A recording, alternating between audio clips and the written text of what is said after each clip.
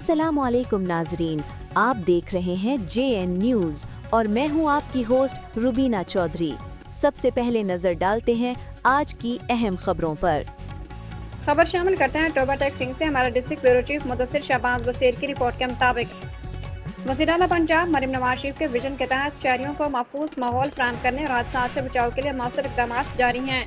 इसी सिलसिले में डायरेक्टर सिविल डिफेंस पंजाब और डिप्टी कमिश्नर और कंट्रोलर सिविल डिफेंस उमर मिला की हदायत पर सिविल डिफेंस इन्फोर्समेंट टीमें जिला भर में कमर्शियल और इंडस्ट्रियल इदारों की फायर सेफ्टी इंस्पेक्शन और LPG रीफिलिंग ऑयल के गैर कानूनी कारोबार के खिलाफ रोजाना की बुनियाद पर कार्रवाइयाँ कर रही हैं।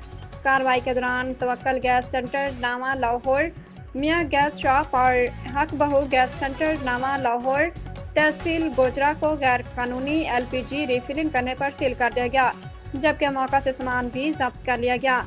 तीनों अफराद के खिलाफ थाना नामा लाहौर में मुकदमा दर्ज कर दिए गए हैं।